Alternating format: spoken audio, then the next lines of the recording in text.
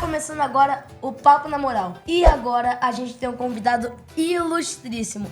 Ele é ator, ele é diretor e faz um montão de coisas maravilhosas. Com vocês, mas primeiramente, rufem os tambores, né?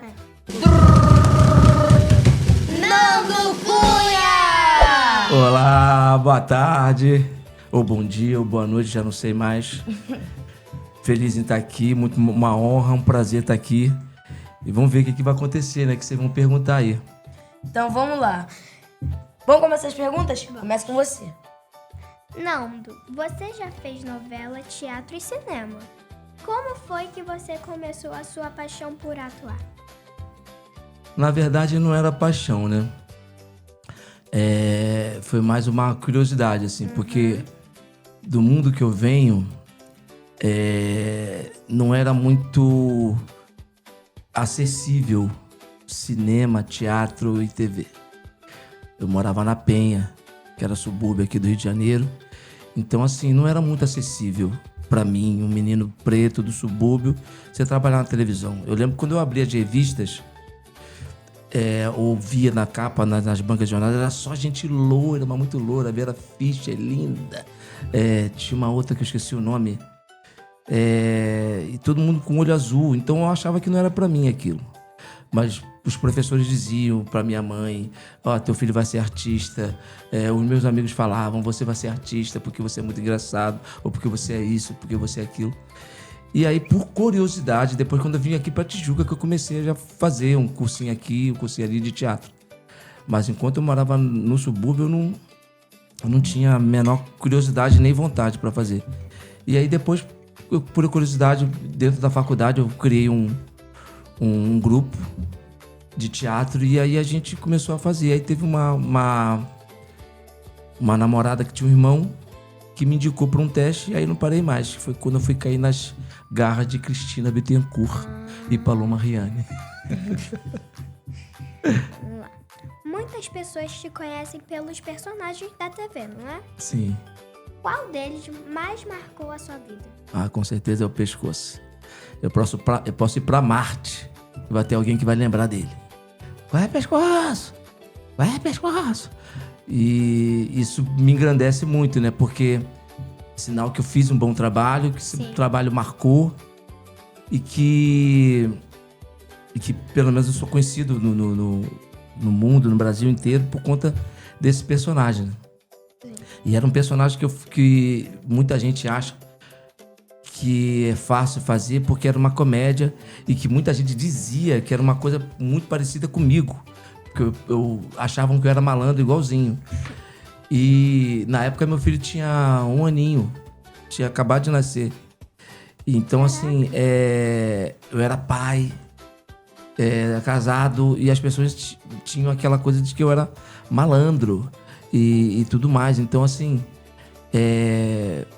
pra mim foi um dos personagens até mais difíceis de fazer, porque cada dia você tinha que improvisar uma coisa ou ter um tipo de insight pra poder você fazer o personagem ficar melhor. Tanto que a autora, ela dava uma frase pra mim e pra minha colega de trabalho, que era a Roberta Rodrigues. Era uma frase que vinha no texto. O resto a gente que improvisava. Então assim, foi um personagem que eu fiz onde eu tive foco pra poder fazer, porque comédia é isso, é foco.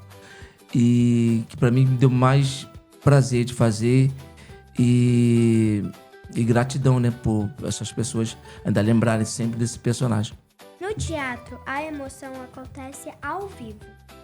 Como é sentir a relação do público na hora?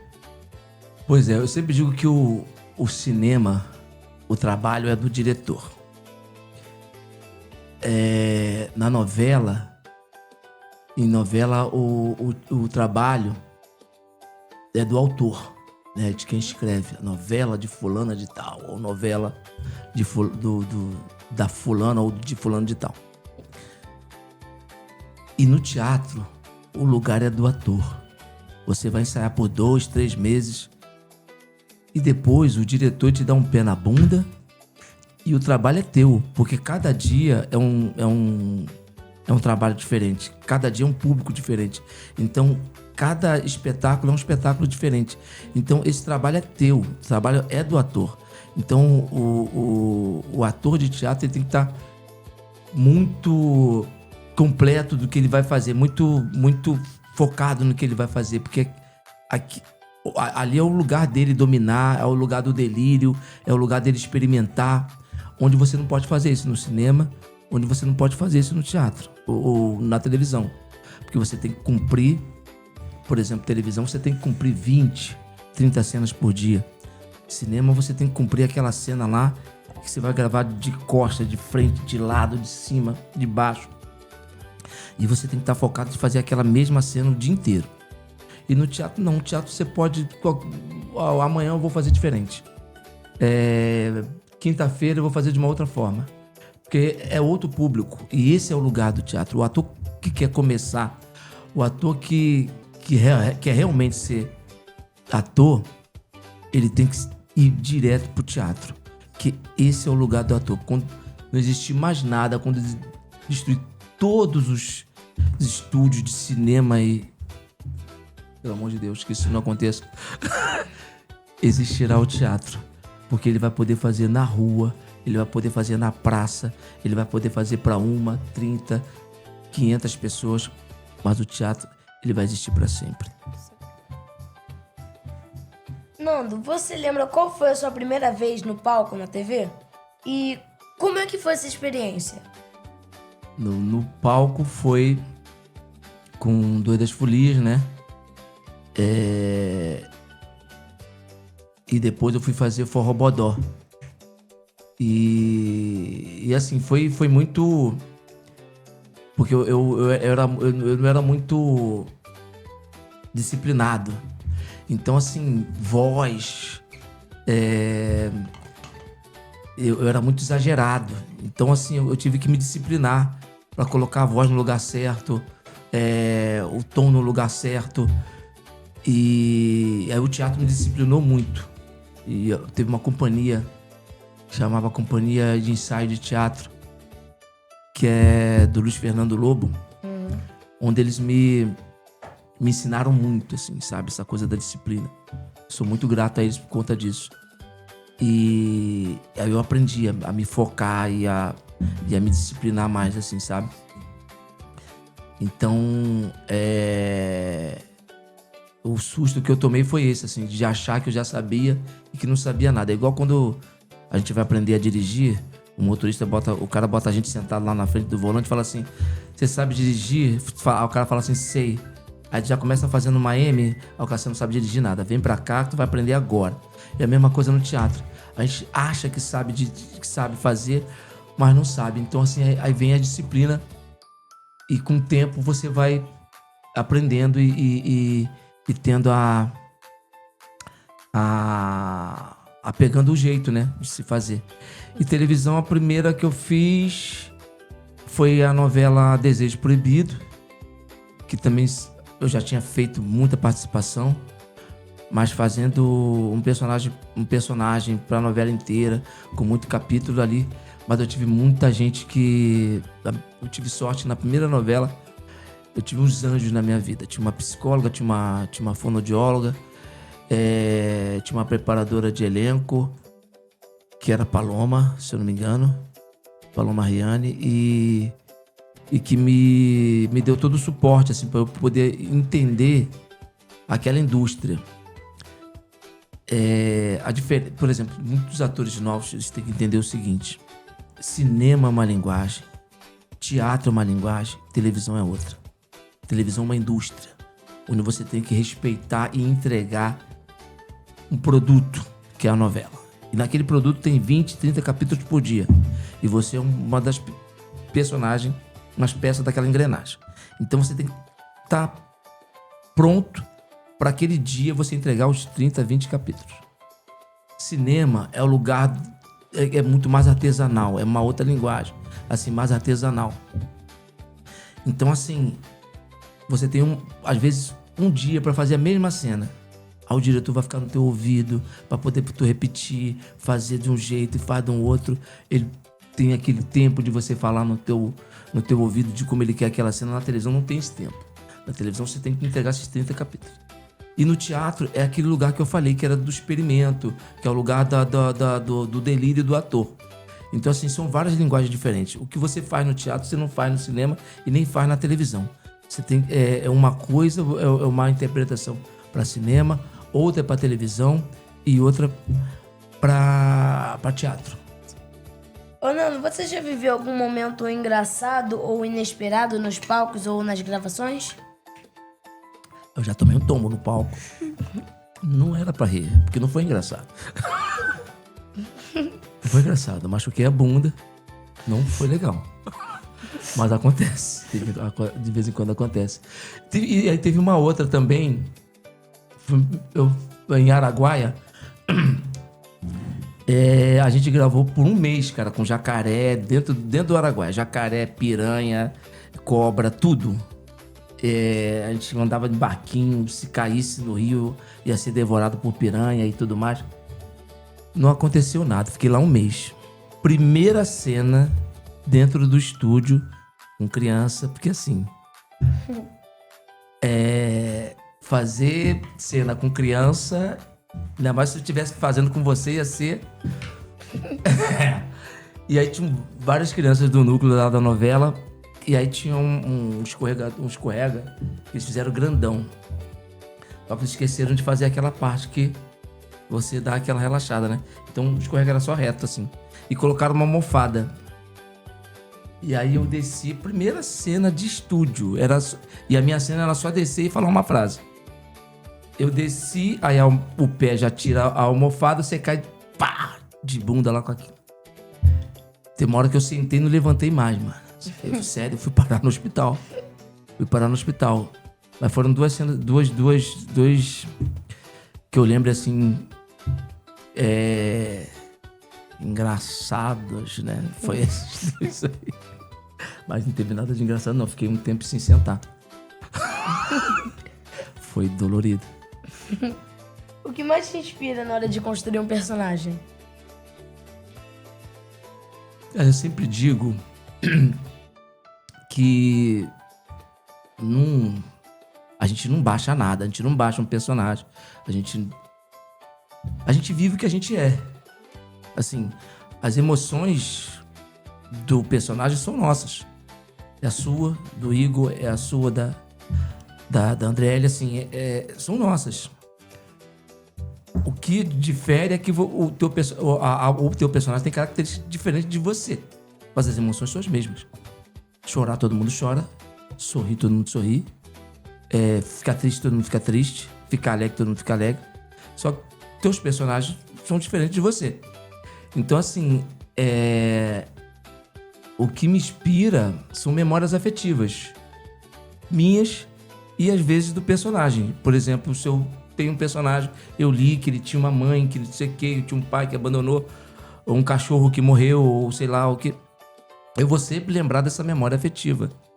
Pra ter uma cena triste, ou pra ter uma cena mais alegre. Eu vou lembrar do momento feliz dele. Então, assim, são subtextos que você tem que perceber pra você fazer o personagem funcionar. E é difícil, porque as pessoas acham que a gente não estuda, que a gente não faz nada dentro do camarim. E dentro do camarim é aquela hora que você tá ali pensando, você tá ali introspectivo, pensando no que você vai fazer lá, no que você vai dizer. Então, assim, o trabalho do ator é silencioso e solitário. É só, a não ser que você tenha uma cena com ela, aí você vai passar a cena com ela. Agora, se você tem um monólogo, você tem uma cena mais forte pra dizer, é um trabalho solitário, assim. É você e Deus, assim, sabe? Lógico que o trabalho de televisão e de cinema, como do teatro, é um trabalho coletivo, né? Você depende de todo mundo. Você depende da luz do Rafael, você depende da câmera, você depende do trabalho da produtora. Então, assim, você tá ali, o ator é a última ponta de tudo. Então ele tem que estar muito responsável com o trabalho dele. O trabalho dele ele vai depender de muita gente que está por trás disso tudo aqui. Então ele tem que estar muito focado para poder colocar a sua cena em prática, sabe? Assim, então é um trabalho como outro qualquer. Você sai de casa, você vai bater ponto, você tem hora para sair, chegar e hora para sair. Não é um trabalho que você vai se divertir. Não é um divertimento. Por exemplo, tem muita gente quando me chamava, deixa eu ir lá na TV com você. Cara, não é parque de diversão. É trabalho. Então, assim, todo mundo que estiver começando, lógico, vocês são crianças, vocês vão ser crianças, é trabalho, mano. Aquilo é responsabilidade. Por exemplo, o trabalho que você faz depende de grana pra sua mãe, pra sua irmã. O trabalho que você vai fazer vai depender se você quiser fazer uma viagem, comprar uma boneca, ou sei lá, fazer o quê. Lógico que é divertimento, mas é trabalho. E o seu trabalho, por exemplo, você vai ser a protagonista da novela das 7.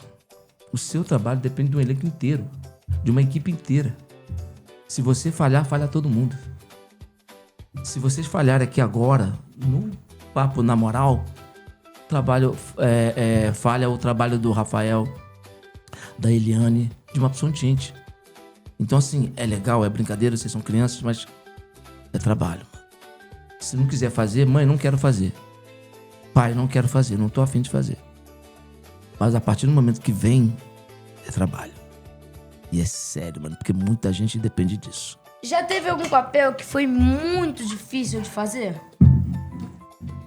Cara, o palhaço Pimpinela em Araguaia eu não gostei muito, assim, toda vez que eu vejo, eu falo, não tava com maturidade pra fazer aquilo, que é aquilo que eu tava falando de responsabilidade, assim, acho que talvez eu não tinha a responsabilidade que eu tenho hoje pra fazer um papel que era tão denso, tão profundo como aquele, sabe, assim. Até fiz mais ou menos, mas talvez hoje eu faria melhor se eu tivesse com mais maturidade. Então, esse daí, o Pimpinela de Araguaia, eu acho que eu deixei a desejar. Muita gente vai achar que não, mas eu acho.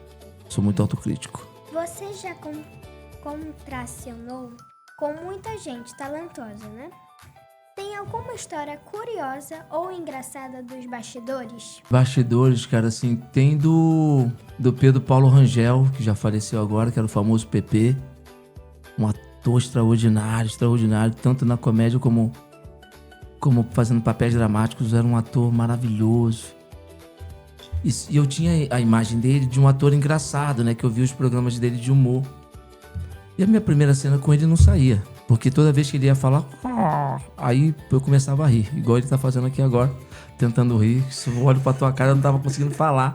Você tava tentando rir aqui. E aí ele tentava falar. Aí eu falei, meu Deus do céu, eu não vou conseguir falar. Eu não conseguia olhar pra cara dele, de tanto ir. O diretor chegou até a me dar um esporro na hora lá, mas pela admiração que eu tinha dele e por achar um ator incrível e engraçado pra caramba. Mas foi difícil. A cena demorou, mas saiu. Era ele, na cena era ele e Julia Lemert, assim, dois atores que eu admirava muito. Assim. Você também fala muito da importância da cultura e da representatividade. O que isso significa pra você como artista? Então, como eu falei lá na primeira pergunta, eu vim de um bairro periférico, que é a Penha, né, no subúrbio. Hoje em dia fala periférico, né? A gente falava subúrbio. E não existia muita oportunidade para atores pretos ou atrizes pretas. E não existia nada na televisão, a não ser... Eu tinha a referência do Grande Otelo. Eu era o único que eu conhecia. Era o Grande Otelo. Então, assim, eu não tinha referência. Então, assim, a importância da representatividade é isso, assim. O Grande Otelo foi importante pra mim, porque eu falo assim, cara, se esse cara pode, baixinho, esquisito, engraçado, pô, então eu vou poder também. Porque se não existisse ele, eu não ia dizer... Eu só via as revistas de gente loura na capa, quer dizer, isso não é pra mim. E foi muito legal, assim, porque ele abriu portas pra mim, quanto pros outros, e que aí eu vindo, abro portas pra você e outros Igor Marçais da vida, que são meninos de periferia, de comunidade, que pretendem fazer teatro, televisão e cinema e que vão achar que aquilo é acessível. Porque na minha época eu dizia, Não tem nem como sonhar com isso, porque, cara, morando na Penha não tinha nem teatro. Não existia teatro. Existia, sei lá, um shopping, tinha uns cinemas que só passava aquele filme bem pipoca, bem blockbuster, tipo Super-Homem e Homem-Aranha. E olhe lá. Então, assim, a importância da representatividade é sobre isso, assim, é sobre para quem você tá fazendo e para quem vai fazer no futuro. Sabe, assim, não adianta... por exemplo, a importância de você fazer um programa desse ter você aqui e não ter um outro menino branco. Porque um outro menino preto que for ver, fala assim, caraca, tem um menino preto aqui fazendo podcast, então eu também posso fazer o meu nas redes sociais dele. Servir de inspiração, né? Exatamente. Assim como o Grande Otelo foi pra mim, como o Mussum, como Tony Tornado, Dona Ruth, Dona Leia. Então, assim, é importante e muito mais importante pra gente se humanizar. Somos 56% da população brasileira. Somos a maioria.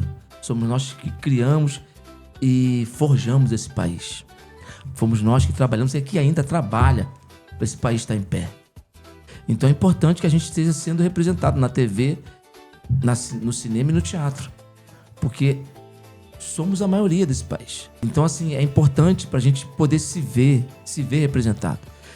E muito mais que a representatividade na frente da tela é ter autores negros, figurinistas negros, diretores negros, donos de agências negras. Não importa se você gosta de mim, se você tem que me respeitar e pela lei você tem que me respeitar e acabou. Sabe assim? Não tem. A gente vê hoje Thaís Araújo reclamar da narrativa que o personagem dela tomou. Por quê? Quem escreve é uma branca.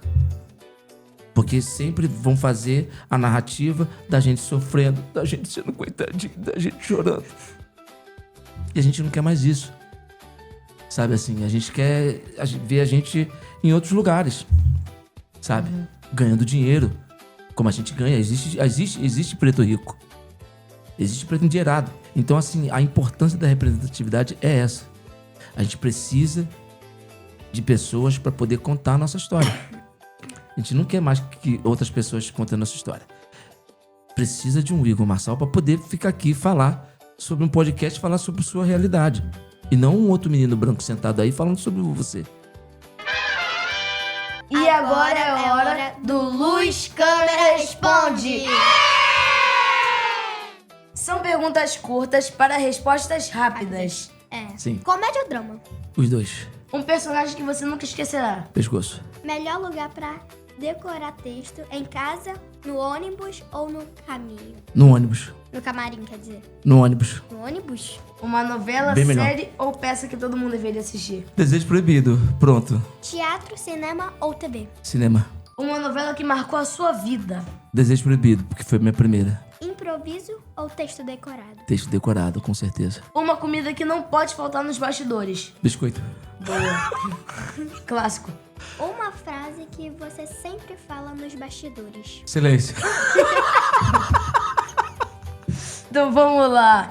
Gente, esse foi o bate-bola. E agora chegou o momento mais triste. O momento que a gente vai ter que encerrar o podcast. Troca de tela! Aê, trocou. Pô, que legal, hein? Tu viu? Foi na hora ali. Gente, chegou o O momento que eu encerramento. falei pra vocês que é o pior momento de todos. É o Mas encerramento. antes, nós temos duas perguntinhas. Nando, né? O que você fala pra pais ou mães que... Crianças que pensaram em desistir da sua carreira quando, tipo assim, estavam na geladeira de um projeto. Bom, eu sempre falo assim que, primeiro, pros pais deixar as crianças serem crianças. Ponto. Eu trabalhei com muitas que acabaram não vingando, ou não quiseram, ou estão trabalhando em outra área, tanto no teatro, trabalhei com televisão, gente que fez cinema comigo também, e que não quiseram mais. Entendeu? Então, assim, é deixar a criança ser criança, assim, sabe? Assim, e se um dia ela pedir pra voltar, e volte, assim, porque a responsabilidade tá na mão dos pais, né? Aham. Assim, sabe? Porque assim, se um dia vocês encherem o saco disso aqui, acabou. Vocês não são obrigados a vir pra cá. Vocês vão querer ficar lá brincando, jogando, ou com a boneca, ou sei lá o quê, ou dentro do Roblox. Roblox não, Roblox não. Tá. Mas enfim, eu acho que é deixar a criança escolher, assim. Se ela quis desistir, não insiste, sabe? Assim, se um dia ela quiser voltar quando adulto, beleza. Porque tem pais que desistem de tudo pra viver um sonho da criança ou um sonho que era do pai que projeta na criança, entendeu? Então, e aí a criança fica com aquilo ali, sabe? Assim, eu tenho 5 irmãos, comigo 6.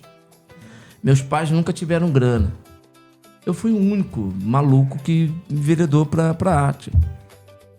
Hoje todo mundo tá com mais dinheiro do que eu. Todos os meus irmãos estão com mais dinheiro do que eu. Só que assim, eu sou o famoso da família, mas todos eles têm dinheiro no final do mês. Eu não. Então é isso, assim. Então, só pensar nisso, papai e mamãe. Dinheiro no final do mês? Bota ele pra fazer engenharia. Entendeu? Deixa criança em criança, né? Pois, exatamente, cara. Então, deixa uma mensagem pra... Isso é pra qualquer área, né? Jogador de futebol. Ator, tudo. A criança tem que ser criança. Se não quiser jogar bola, esquece. Não vai querer jogar bola e acabou. Nando, você e seus irmãos, mesmo ele ganhando sempre o dinheiro no finalzinho do mês, eles são realizados? Sim. Eu acho que sim. Todos eles com uma família bacana, com os filhos.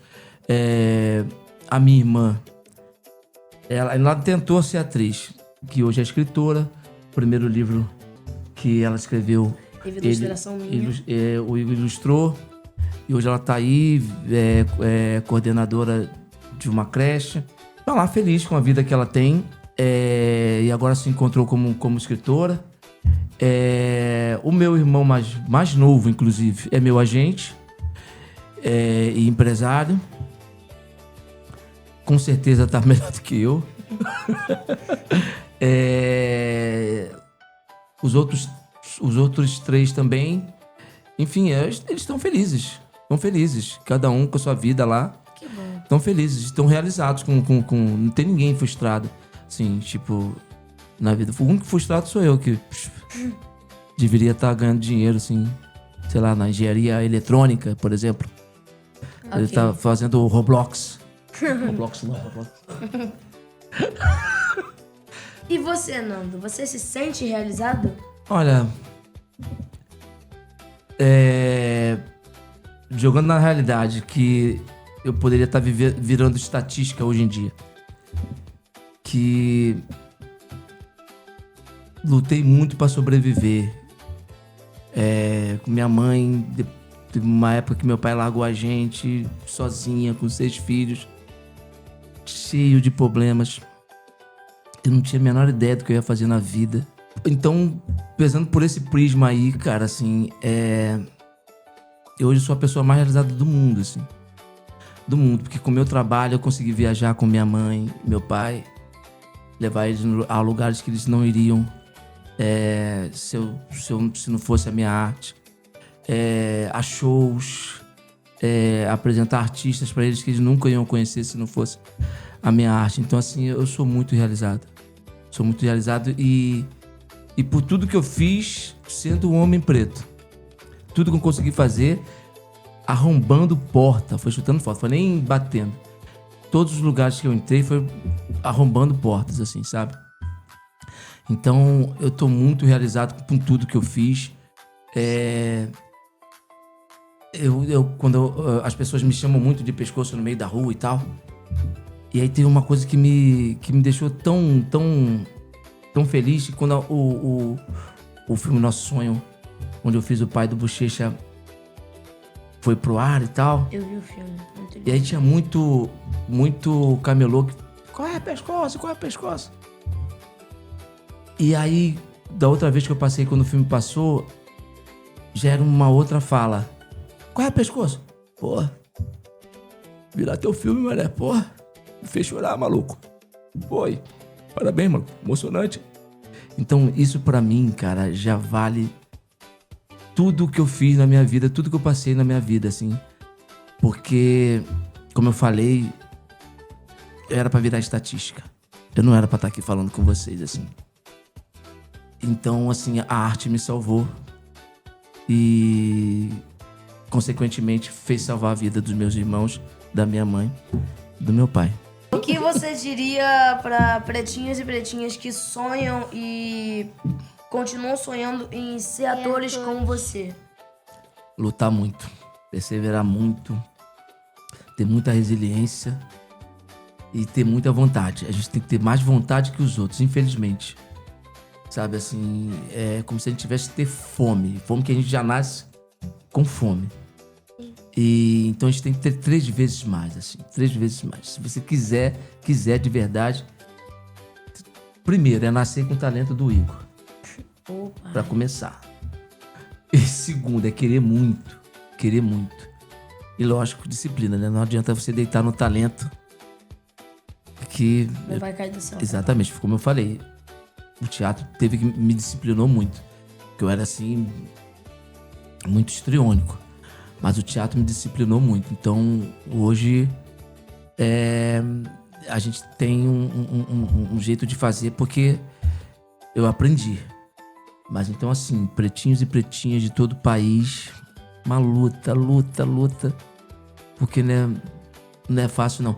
Talvez melhore quando vocês estiverem na minha idade. Para a geração dos filhos de vocês. Porque enquanto a gente está aqui, a gente está lutando. E agradecer muito aos que araram a terra pra gente poder caminhar descalço, de boa.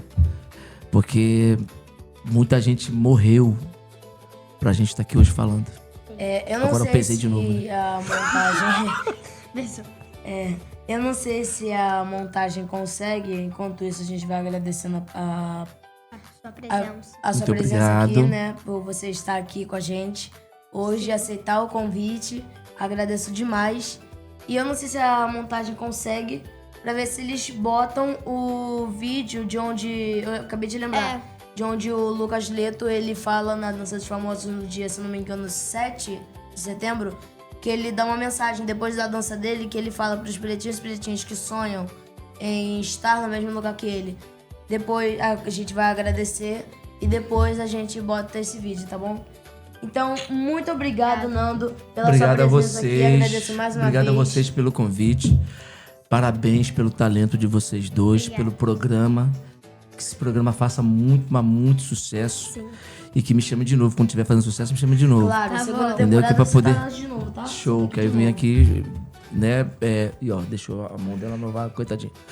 Pra poder divulgar os nossos projetos e tal. Mas desejo muita sorte a vocês. Que Deus ilumine essa caminhada do Papo na Moral. É isso. E no dia que vocês não quiserem vir, não venham, tá? Que isso. Não venham. Fiquem em casa. Roblox não. Roblox. Obrigado, gente. Então vamos lá. Beijo, gente. Um abraço. Beijo. Foi Prata na Moeda do moral meio. esse papo, hein? Foi na moral. Foi mesmo. No meio. Foi na moral, mano.